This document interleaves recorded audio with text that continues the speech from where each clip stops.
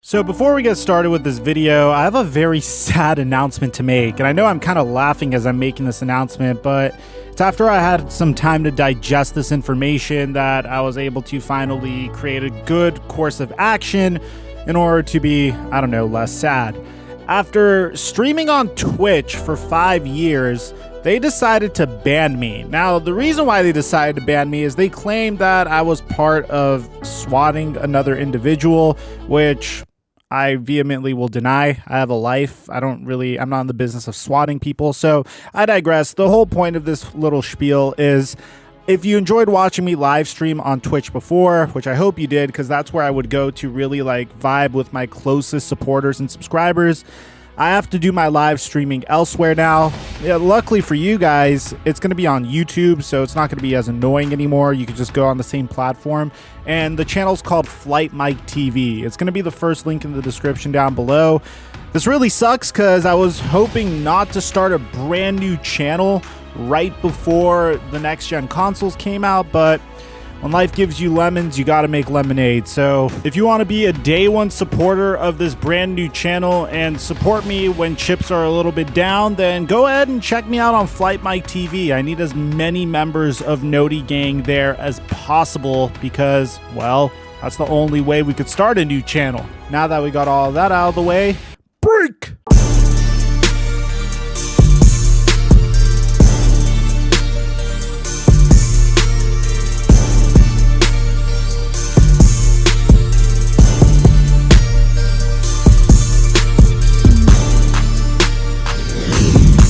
Mic check 1 2 1 2. What's going on, everybody? Guys, there's nobody that I respect more in the NFL than JJ Watt. He is one of my favorite players in probably the past decade, especially when it comes to edge rushing. And it's more than just his abilities as an edge rusher, which without a doubt we could all agree that he's a future Hall of Famer. But once you look outside of the fact that he's a fantastic edge rusher, he's also a really great person. He's an admirable guy. He works hard. He once came out and said that he's not going to drink a sip of alcohol until the end of his career. He tries to maintain in tip-top shape, and the dude is freaking jacked. So as a guy that's a bodybuilder himself, I hardcore respect that. But on the flip side of all this, I can't help but feel horrible for JJ Watt because he was on the cusp of being a part of some really freaking good teams. In the beginning of his career, he got there kind of towards the tail end of Matt Schaub being a decent quarterback.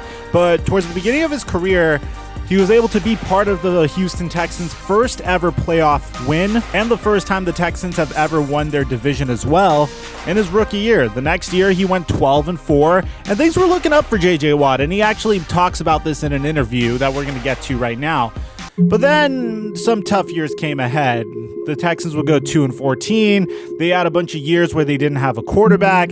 They sought help from Bill O'Brien to turn around the franchise, and that was a mistake as well. And then ultimately, they got to a situation where I think was the most promising situation that they've ever been in. You see, after many years playing the quarterback carousel game, the Houston Texans finally lucked into a phenomenal situation where they were able to draft Deshaun Watson. Deshaun Watson rocked it in his rookie year throughout his first 7 games, but then he sustained a very, very devastating ACL injury. And bear in mind, a lot of people don't talk about this, but throughout 6 games that he started, 7 games in total, Watson had 19 touchdowns and 8 interceptions. He was really close to, if he completed that season, it would have been by far the greatest season we've ever seen from a rookie quarterback, but I digress.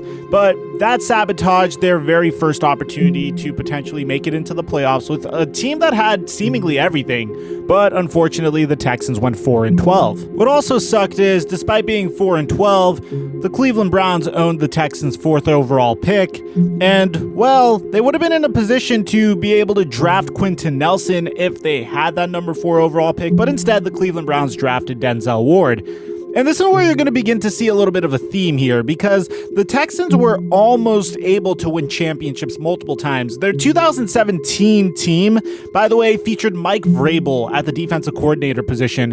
But throughout the next couple years, you saw a team that was composed of Jadeveon Clowney, J.J. Watt, Whitney Merciless, Deshaun Watson, Will Fuller, and DeAndre Hopkins get completely dismantled. And Brett Coleman has a remarkable video where he describes the domino effect of Bill O'Brien's horrible moves and horrible decisions that got him to the position that they're in today. But the icing on the cake, unfortunately, is an interview that J.J. Watt gave about his future with the Houston Texans. You see, one of the most incompetent moves that I think occurred during the trade deadline this year is the fact that the Houston Texans didn't even bother to attempt to trade J.J. Watt. You see, the Texans currently have one of the league's worst records. There are only two good players, and this is no disrespect to Will Fuller, but the only two players I think of whenever I think Houston Texans is Deshaun Watson and J.J. Watt. Now, they failed to trade J.J. Watt, and the sad thing is, this is his last year of his deal that's fully guaranteed. He has $17.5 million next year, but that's not guaranteed as well. And J.J. Watt doesn't seem so willing to stay. As a matter of fact, check out this quote. During a weekly press conference, he was asked if he thinks he would finish his career in Houston. I am here. Obviously, I'm trying to do whatever I can to help us win games. I don't think it's any secret that I don't have 10 years left in this league. I personally believe that I do have a few more great ones left in me. But you also can't, I'm not looking to rebuild. I'm looking to go after a championship, and that's what I want to do. So whatever's in the best interest of the Houston Texans, that's in the best interest of myself. And so, but like I said, I'm interested in winning a championship in this league. That's how every player's goal. He also went on to say, early in your career, you think life goes on forever. Obviously, we win our first ever division, our first ever playoff game in my first year. In the second year, we go 12-4, and you think that life's going to be great and you're just going to keep getting better and better. And then you go 2-14, and the reality of the business side of the NFL and the reality of all the things that come along with it hit you in the face. And you realize that, this isn't all roses all the time. And then you look at the last 7 years or so, and yeah, we won some division championships, and that's great, but that's not the goal. That is not the goal. Mike Mafia, I don't think it's a stretch by any means to say this is J.J. Watt's final season on the Texans. He gave his best years to the Texans, and he's done a lot for the city of Houston. But if there's one player in the NBA that I could compare J.J. Watt to, it would probably be a player like Kevin Garnett. He gave his best years to the Minnesota Timberwolves in the NBA, then went on to the Boston Celtics in his near twilight years. I think he had like one prime year in Boston as well because he won a Defensive Player of the Year award. And he made it to 2 NBA Finals and he won a championship, which was, at least he got a championship. J.J. Watt has come so painfully close to being a part of a successful team. In the 2018 season, the Texans went 11-5. In the 2019 season, they went 10-6. And then Bill O'Brien decided to absolutely dismantle the entire team.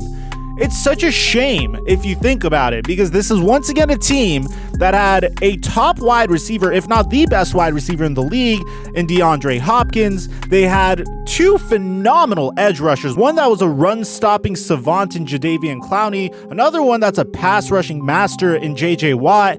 And then when you think about it, the one thing that completely sabotaged them once again, in reference to Brett Coleman's video, is the fact that this team traded Dwayne Brown prematurely.